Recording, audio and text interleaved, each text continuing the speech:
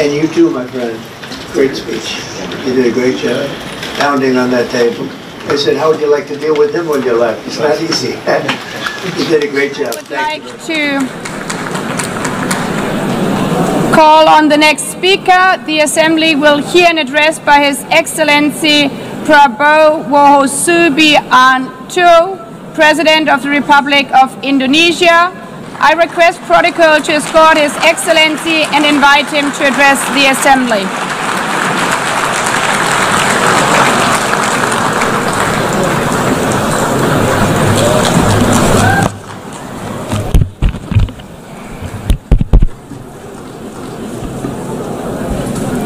His Excellency Mr. Antonio Guterres, Secretary General of the United Nations, Her Excellency Madame Annalena Baerbock, President of the United Nations General Assembly, His Excellency Mr.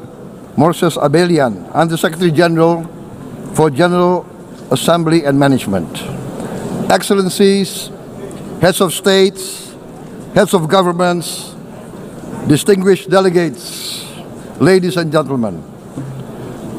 It is indeed a great honor for me to stand in this August General Assembly Hall among leaders and representatives who represent almost all of humanity.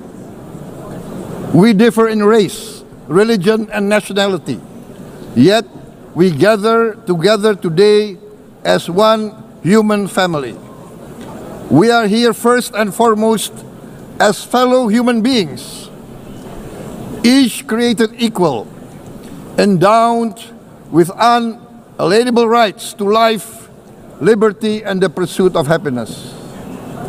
The words of the United Nations Declaration of Independence have inspired democratic movements across continents, including the French Revolution, the Russian Revolution, the Mexican Revolution, the Chinese Revolution, and Indonesia's own struggle and journey to freedom.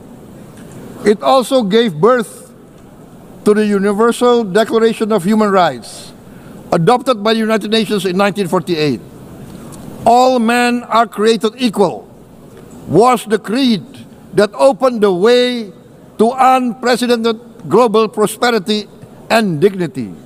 And yet, in our own era of scientific and technological triumphs, an era capable of ending hunger, poverty, and environmental ruin, we also continue to face today grave dangers, challenges, and uncertainties.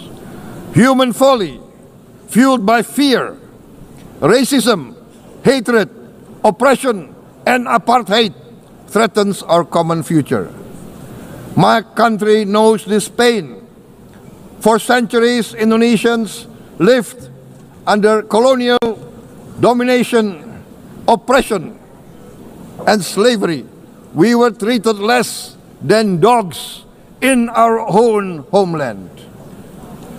We Indonesians know what it means to be denied justice and what it means to live in apartheid, to live in poverty, and to be denied equal opportunity.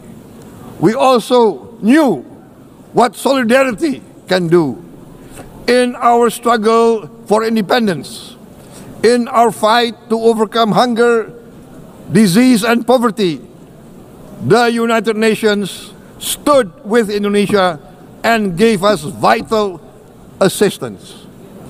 Decisions made here based on human solidarity by the Security Council and this Assembly gave Indonesia independence, international legitimacy, opened doors, and supported our early development through the efforts of the United Nations Children Fund, the United Nations Food and Agriculture Organization, the FAO, the World Health Organization, and many, many other United Nations institutions. And because of that, Indonesia today stands on the cusp of shared prosperity and greater equality and dignity. Madam President, Excellencies, our world today is driven by conflict, injustice, and deepening uncertainty. Every day we witness suffering, genocide, and blatant disregard for international law and human decency. In the face of these challenges, we must not give up. As the United Nations Secretary General said, we cannot give up. We cannot surrender our hopes or our ideals. We must draw closer, not drift apart. Together we must strive to achieve our hopes, our dreams. The United Nations was born from the ashes of the Second World War that claimed scores of millions of lives. It was created to secure peace, security, justice, and freedom for all. We remain committed to internationalism, to multilateralism, and to every effort that strengthens this great institution. Today, Indonesia is nearer than ever before to meeting the sustainable development goals of ending extreme poverty and hunger. Because years ago, this very chamber chose to listen and uphold social and economic justice. We will never forget. And today, we must never be silent while Palestinians are denied that same justice and legitimacy in this very hall. Excellencies, Thucydides warned, the strong do what they can, the weak suffer what they must. We must reject this doctrine. The United Nations exist to reject this doctrine. We must stand for all, the strong and the weak. Might cannot be right. Right must be right. Indonesia today is one of the largest contributors to United Peacekeeping Forces. We believe in the United Nations. We will continue to serve where peace needs guardians, not with just words, but with boots on the ground. If and when the United Nations Security Council and this great assembly decide Indonesia is prepared to deploy 20,000 or even more of our sons and daughters to help secure peace in Gaza or elsewhere, in Ukraine, in Sudan, in Libya, everywhere when the peace needs to be enforced, peace needs to be guarded, we are ready. We will take our share of the burden, not only with our sons and daughters, we are also willing to contribute financially to support the great mission to achieve peace by the United Nations. Madam President, Excellencies, I propose to this Assembly a message of hope and optimism, grounded in action and execution. Today, we heard the speech of Madam President, the President of the United Nations General Assembly. Yes, it is true what she said. Without the International Civil Aviation Organization, will we be here today? Will we sit in this great hall? Without the United Nations, we cannot be safe. No country can feel secure. We need the United Nations, and Indonesia will continue to support the United Nations. Even though we still struggle, but we know the world needs a strong United Nations. The world's population is growing. Our planet is under strain. Food, energy, and water insecurity haunt many nations. We choose to answer these challenges directly at home and to help abroad wherever we can. This year, Indonesia recorded the highest rice production and grain reserves in our history.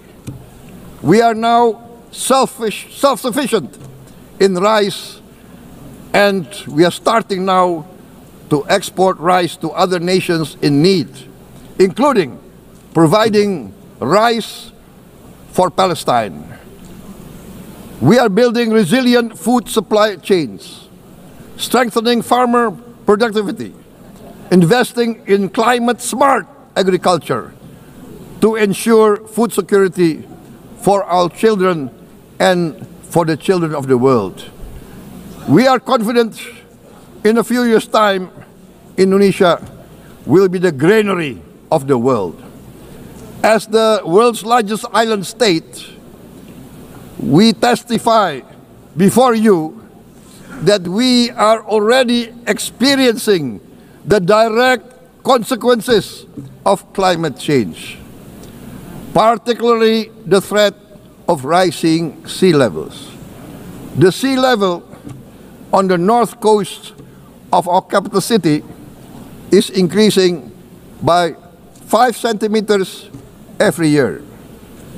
Can you imagine in 10 years? Can you imagine in 20 years?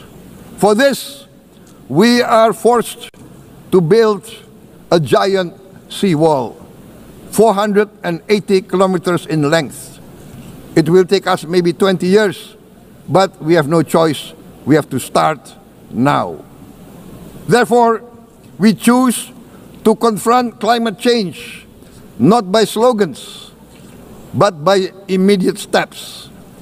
We are committed to meeting our 2015 Paris Agreement obligations. We aim to achieve net zero emission by 2060, and we are very confident we can achieve net zero emission much earlier.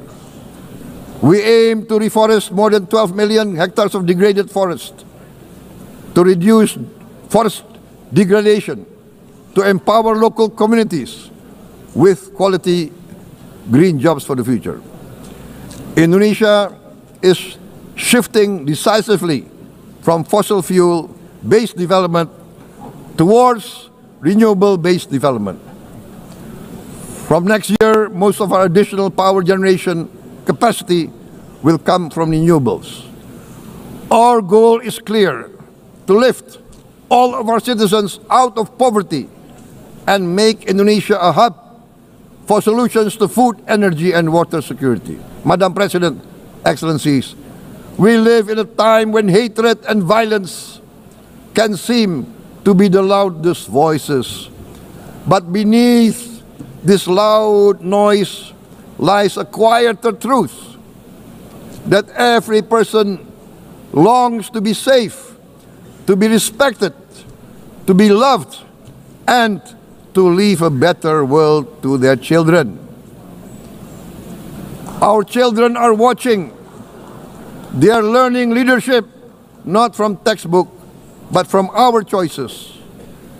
Today, still, a catastrophic situation in Gaza is unfolding before our eyes. At this very moment, the innocent are crying for help, are crying to be saved. Who will save them? Who will save the innocent? Who will save the old and women? Millions are facing danger at this very moment. As we sit here, they are facing trauma. They are facing irreparable damage to their bodies. They are dying of starvation. Can we remain silent? Will there be no answer to their screams? Will we teach them that the human family can rise to the challenge? Madam President, we must act now. Many speakers have said that. We must stand for a multilateral order where peace, prosperity, and progress are not the privilege of a few, but the right of all. With a strong United Nations, we can build a world where the weak do not suffer what they must, but live the justice that they deserve. Let us continue humanity's great journey of ideals, the selfless aspirations that created the United Nations. Let us use science to uplift, not use science to destroy. Let rising nations help others to lift themselves. I am convinced that the leaders of the great world civilizations of the West, of the East, of the North, of the South, leaders of America, Europe, of India, China, the Islamic world, the whole world, I am convinced they will rise to their role demanded by history. We are all hopeful that the leaders of the world will show great statesmanship, great wisdom, restraint, humility, overcome hate, overcome suspicion. Madam President, distinguished delegates, we are greatly heartened by the events of the last few days, where significant leading countries of the world have chosen to side with history, to choose the right side of history, the path of the moral high ground, the path of rectitude, the path of justice, the path of humanity, to shun hatred, to overcome suspicion, and to avoid the use of violence. The use of violence will beget violence. No one country can bully the whole community of the human family.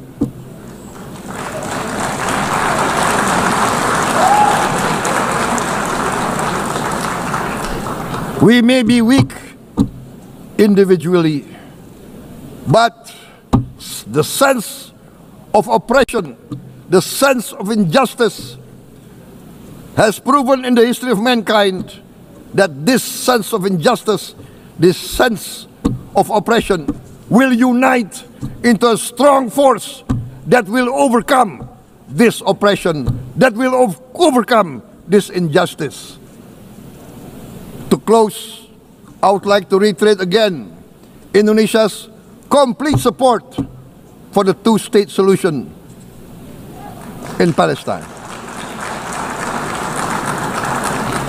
We must have an independent Palestine, but we must also recognize, we must also respect, and we must also guarantee the safety and security of Israel.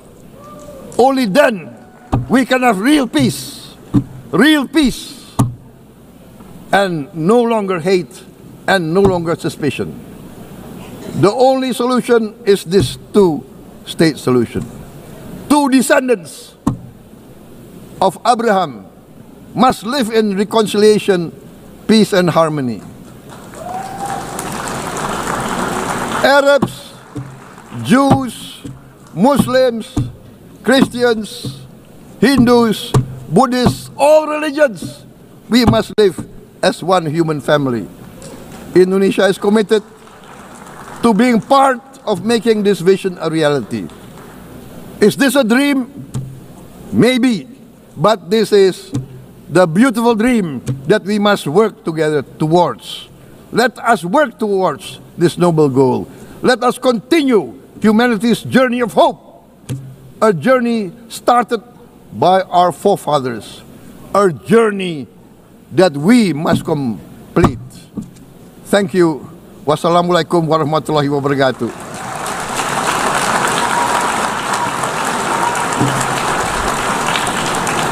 Shalom. Om Santi, Santi, Santi Om. Namo Buddhaya. Thank you very much. May God bless us all. May peace be upon us. Thank you very much. Thank you. On behalf of the Assembly, I wish to thank the President of the Republic of Indonesia. Pak Presiden, Pak Presiden, Pak Presiden, Pak Presiden.